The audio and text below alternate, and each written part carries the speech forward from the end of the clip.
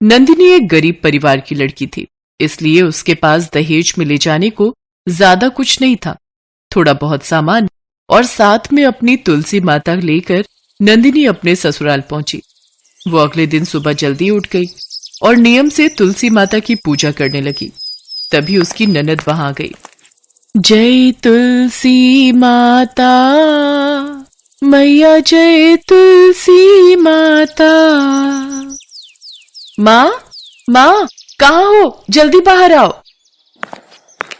क्या हुआ है? तू इतना शोर क्यों मचा रही है? शोर मैं नहीं, भाभी मचा रही हैं। आपको पता है मैं रात में देर से सोती हूँ और सुबह सुबह इनकी घंटी और आरती की आवाज ने मुझे उठा दिया। पता नहीं पापा भी किस गवार को उठा लाए हैं, आधे से ही पूरे घर की शांति भंग कर दी। निशा, मैं तो तुलसी माता की पूजा आरती कर रही थी। कान खोलकर सुन लो बहू, सुबह सुबह कोई पूजा पाठ नहीं होगा। ये तुम्हारा मायका नहीं ससुराल है, जहां तुम्हारी नहीं हमारी चलती है। जल्दी से ये खत्म करो। हमारे यहाँ कोई नौकर नौकरानी नहीं लगे हैं जो सुबह सुबह घर के काम कर देंगे। घर के सारे काम तुम्हें ही करने हैं। जी माँ जी। अरे बिमला, बहू की शादी को अभी एक ही दिन हुआ है और तुम उससे काम करवाना शुरू हो गई। ये बात ठीक नहीं है। देखो जी, तुम्हारे कहने पर हम गरीब घर की लड़की को अपनी बहू बनाकर ले आए हैं, पर अब तुम्हारे हिसाब से सब कुछ नहीं चलेगा। माँ, मैंने तुमसे पहले ही कहा था अंजलि को इस घर की बहू बना लो। अच्छा खासा दहेज मिल रहा था। बताओ, दहेज के नाम पर एक तुलसी का पौधा उठाकर ले आई है। पूजा तो ऐसे कर रही थी जैसे तुलसी के पौधे पर नोट उगते हों। सारा दिन नंदिनी घर के कामों में लगी रहती, पर तीनों में से किसी के भी मन में उसके लिए कोई दया नहीं थी। नंदिनी का पति अशोक बहुत ही बिगड़े हुए स्वभाव का था। वो रात को शराब पीकर घर आता था और नंदिनी जब इस बात के लिए बोलती तो वो शराब पीकर उसे मारता पीटता था। एक दिन नंदिनी के ससुर घर पर नहीं थे। उस रात अशोक बहुत शराब पीकर आया। नंदिनी उसके लिए खाना लेकर गई। ये क्या खाना बना दिया? वही दाल, वही घास फूस। मैंने सुबह बोला था ना मेरे लिए चिकन बनाकर रखना, फिर आज मेरे लिए चिकन क्यों नहीं बना?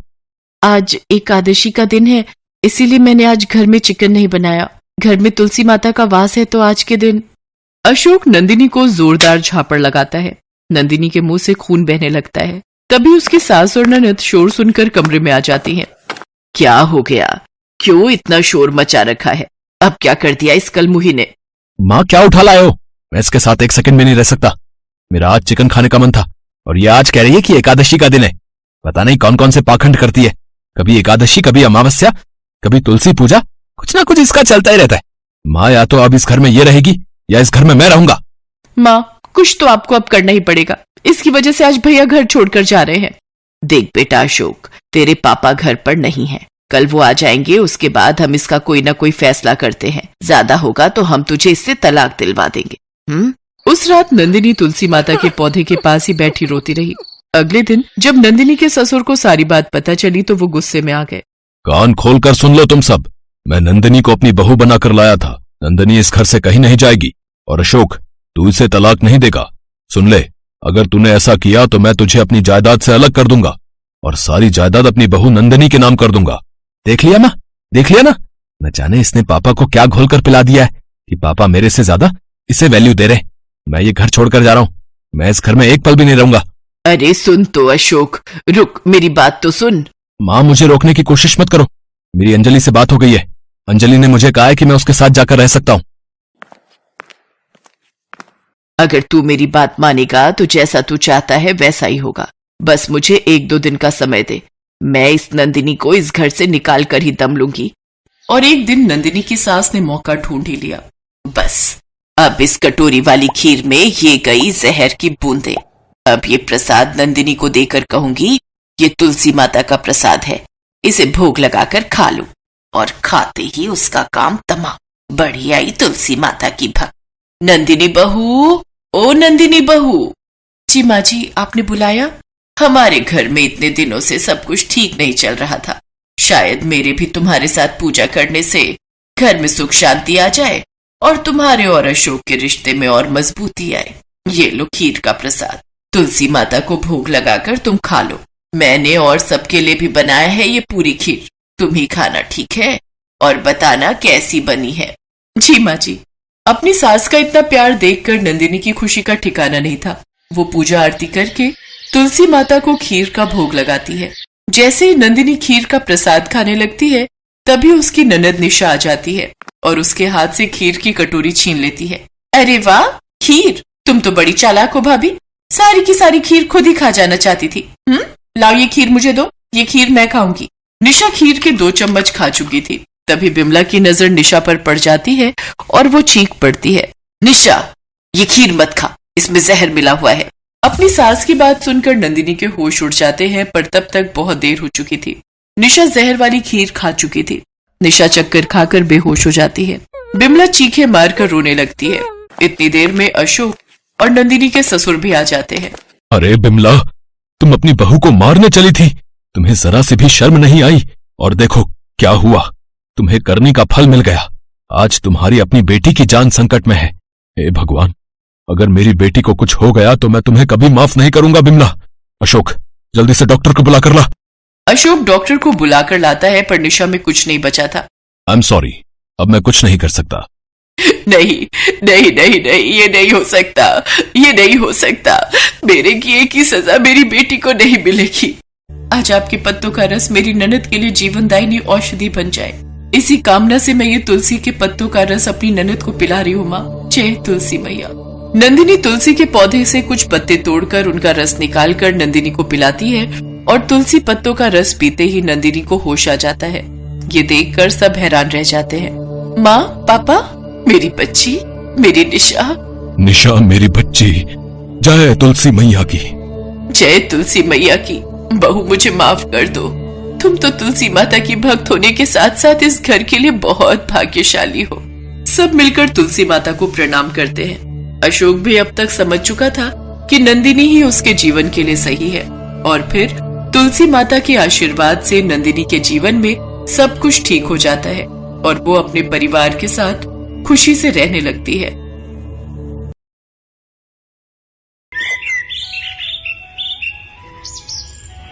एक समय की बात है। गोमती नाम की एक गरीब बूढ़ी औरत अपने बेटा बहू के साथ रहती थी। गोमती का बेटा सुरेश नेत्रहीन था। पहले वो मजदूरी करता था, पर एक बिल्डिंग में मजदूरी का काम करते हुए दुर्घटना में उसकी आंखों की रोशनी चली गई। सुरेश परिवार में इकलौता कमाने वाला था, पर अब आंखों की रोशनी न होने के कारण वो घर पर ही रहता था। इसी कारण गोमती और उसका परिवार बहुत गरीबी में गुजारा कर रहा था। ये अम्मा कहाँ रह गई? सुबह से बोलकर गई हुई हैं, अब तक नहीं आई। क्या हुआ? क्या गिरा दिया? वो पानी का गिलास रखा था, वहीं गिर गया। दिखता नहीं इन आंखों से, क्या करूं? मेरे कारण तुम्हें और माँ को कितनी परेशानी हो रही होगी। माँ को भी घूम घूम कर काम मांगना पड़ता है। पता नहीं उन्हें आज कोई मजदूरी का काम मिला भी या नहीं। आ गई अम्मा, बहुत देर लगा दी। कहाँ रह गई थी? एक गोदाम में अनाज साफ करने का काम मिला है, 50 रुपए रोज देंगे। मैंने सोचा कुछ तो पैसे आ जाएंगे, इसलिए आज वहीं अनाज साफ कर रही थी। फिर 50 रुपए मिले तो उनसे शाम की सब्जी और तेल ले आई। अम्मा, तुम इस उम्र में अकेले काम करती हो। मैं सचमुच कितना बुरा हूँ जो इस उम्र में अपनी माँ से काम करवा रहा हूँ। अम्मा, तुम मालती को अपने साथ ले जाया करो, थोड़ा तो सहारा मिलेगा। नहीं बेटा, मैं तुझे अकेला नहीं छोड़ सकती। तुझे दिखाई नहीं देता। अगर पीछे से तुझे किसी चीज की जरूरत हो तो कम से कम मालती तेरे साथ रहेगी, तो मुझे चिंता नहीं होगी। गोमती अब रोजाना ही अनाज के गोदाम में काम के लिए जाती और शाम के समय 50 रुपए लेकर घर लौटती। एक सुबह जब गोमती काम पर पहुंची तो मालिक की पत्नी भी वहां मौजूद थी। सुमित्रा, गोमती बहन आ गई हैं। कल वसंत पंचमी की पूजा के लिए जो भी मंदिर की साफ सफाई करवानी है वो करवा लो, गोमती बहन कर देंगी। मालकिन, आप बता दो कैसे सफाई करनी है, मैं कर दूंगी। वो सामने मंदिर बना हुआ है, अच्छे से साफ सफाई करके माता सरस्वती की मूर्ति को सजा देना, और उसके बाद कल पीले चावल का प्रसाद भी बनेगा। उसके लिए बोरी में से चावल भी निकाल कर साफ कर देना। गोमती बहुत मेहनत से माता सरस्वती के मंदिर को सजाती है। पीले पुष्प माता सरस्वती के आसपास सुशोभित हो रहे थे। माता सरस्वती का मंदिर बहुत सुंदर लग रहा था। गोमती बहन, तुमने तो मंदिर बहुत सुंदर सजाया है। माता सरस्वती की मूर्ति बहुत प्यारी लग रही है। एक काम करना, कल तुम जल्दी आ जाना, फिर प्रसाद बनाने में तुम मेरी मदद भी कर देना। गोमती बहन, चिंता मत करो, मैं तुम्हें 50 रुपए और दे दूंगा। अब कल तुम बसंत पंचमी की पूजा में हाथ बटाओ। ठीक है मालिक, मैं आ जाऊंगी। अच्छा मालकिन, चलती हूँ। गोमती घर चली जाती है और घर जाकर अपनी बहू को वसंत पंचमी की पूजा के बारे में बताती है। अम्मा, फिर तो कल हम पेट भर के पीले चावल का प्रसाद खाएंगे, तुम ज्यादा ले आना, मुझे पीले मीठे चावल बहुत पसंद है। हाँ बहू, ले आऊंगी, मालिक मालकिन बहुत अच्छे हैं, वो मना नहीं करेंगे। अगले दिन गोमती काम पर पहुंचती है। मालकिन की तबीयत ठीक नहीं थी। गोमती बहन, मेरी तबीयत ठीक नहीं है, आज सुबह से ही ब्लड प्रेशर बढ़ा हुआ है, डॉक्टर ने आराम करने के लिए कहा है। मैंने तो सोचा था कि मैं तुम्हारे साथ मिलकर पीले चावल का प्रसाद बनाऊंगी, पर मेरी तो उठने की बिल्कुल भी हिम्मत नहीं हो रही। अब तुम्हें अकेले ही प्रसाद बनाना पड़ेगा। कोई बात नहीं मालकिन, आप आराम करो, मैं प्रसाद बना लूंगी। गोमती बहन, तुम अकेले इतना प्रसाद कैसे बना पाओगी? तुम कहो तो मैं किसी और को भी तुम्हारी मदद के लिए लगा देता हूँ।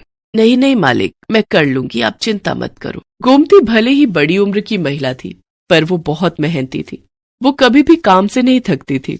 उसकी उम्र भले ही 60 बरस की थी, पर उसमें बहुत साहस था। गोमती मन ही मन माँ सरस्वती का नाम लेकर प्रसाद बनाती रही। माँ सरस्वती, आपके आशीर्वाद से प्रसाद अच्छा बन जाए, बस इसी कामना से ये मैं मीठे चावल का प्रसाद बना रही हूँ। जय माँ सरस्वती, जय माँ सरस्वती। गोमती की सच्चे हृदय से की जा रही प्रार्थना माँ सरस्वती के कानों तक पहुँचती है। नारायण नारायण। गोमती पर अपनी कृपा दृष्टि कीजिए माते। गोमती इस उम्र में भी गरीबी और दुख के दिन व्यतीत कर रही है, फिर भी उसके चेहरे पर कितनी शांति है। वो आपका नाम लेकर मीठे चावल का प्रसाद बना रही है। वो जानती है कि उसके घर के हालात कैसे हैं, फिर भी वो अपने दुख को मन में दबाए पूरी श्रद्धा से अपना कार्य कर रही है। तुम उचित कह रहे हो पुत्र, मैं भी कब से यही देख रही हूँ, पर गोमती की परीक्षा लिए बिना मैं उसके दुखों को कैसे दूर कर सकती हूँ? इसके लिए मुझे उसके पास जाना होगा। माते, मीठे पीले चावल खाने का तो मेरा भी बहुत मन है। ठीक है पुत्र, तो तुम भी मेरे साथ पृथ्वी लोक पर चलो और आज वसंत पंचमी के शुभ अवसर पर मीठे पीले चावल का आनंद लो। माता सरस्वती एक साधारण औरत का रूप ले लेती है और नारद मुनि एक बालक के रूप में आ जाते हैं। बसंत पंचमी की पूजा के बाद गोमती मीठे चावल का प्रसाद लेकर घर पहुंचती है। गोमती अपने बेटा बहू के साथ प्रसाद खाने के लिए बैठ जाती है। तभी देवी सरस्वती और नारद मुनि वहां पहुंचते हैं। बहुत जोरों की भूख लगी है, मेरा बेटा और मैं बहुत दिनों से भूखे हैं, कुछ खाने को दे दो। अम्मा, अभी तो खाने ही बैठे हैं, अभी ये मांगने के लिए आ गए। नहीं नहीं, मना कर देती हूँ, थोड़े से तो चावल हैं, हम क्या खाएंगे? नहीं नहीं बहू, आज बसंत पंचमी का दिन है और हमारे पास तो पीले चावल का प्रसाद है। ऐसे द्वार पर आए किसी भूखे को खाली हाथ लौटाना अच्छी बात नहीं है। एक काम करो, तुम और सुरेश चावल खा लो, मैं थोड़े से इन्हें दे देती हूँ। अम्मा, मैं भी थोड़े से ही खाऊंगा, तुम मेरे हिस्से के भी दे दो। बहू देखती है कि गोमती और सुरेश ने अपने अपने हिस्से में से थोड़े थोड़े चावल उन्हें देने के लिए निकाल दिए हैं, तो वो भी अपने हिस्से में से थोड़े से चावल निकाल देती है। अम्मा, अब तुम दोनों निकाल रहे हो तो भला मैं पूरे चावल कैसे खा सकती हूँ? थोड़े से चावल मेरे में से भी निकाल लो। गोमती एक प्लेट में पीले चावल निकालकर औरत और बालक को दे देती है। साक्षात माता सरस्वती और नारद मुनि चावल का प्रसाद खाकर मन ही मन मुस्कुरा रहे थे। तुम तीनों ने अपने अपने हिस्से के चावल हमें खिलाकर हमारी भूख शांत कर दी। गोमती, मैं तो तुम्हारी परीक्षा लेने आई थी, तुम सचमुच बहुत दयालु हो। इतना कहते ही माता सरस्वती और नारद मुनि अपने रूप में आ जाते हैं। उन्हें अपने सामने देखकर गोमती और उसकी बहू हाथ जोड़कर खड़े हो जाते हैं। माँ, मुझे भी अपने दर्शनों का सौभाग्य दो, मैं भी अपनी इन आँखों से आपके दर्शन करना चाहता हूँ। माता सरस्वती अपना एक हाथ उठाती हैं, तो उस हाथ में से रोशनी निकलकर सुरेश की आंखों पर पड़ती है और सुरेश की आंखें ठीक हो जाती हैं। उसे दिखाई देने लगता है। अम्मा, अम्मा, मेरी आंखों की रोशनी लौट आई, मैं देख सकता हूँ। माता सरस्वती, आपकी जय हो, जय हो माँ। जय माँ सरस्वती। माँ, आपके दर्शन करके मैं धन्य हो गई, मेरा जीवन सफल हो गया। तुमने मुझे सच्चे हृदय से याद किया था गोमती, और जो भी भक्त सच्चे हृदय से निस्वार्थ भावना से मुझे याद करते हैं, उन भक्तों पर मेरी कृपा सदैव बनी रहती है। अब तुम्हारे गरीबी के दिन दूर हो जाएंगे, तुम्हारे घर सुख समृद्धि का वास होगा।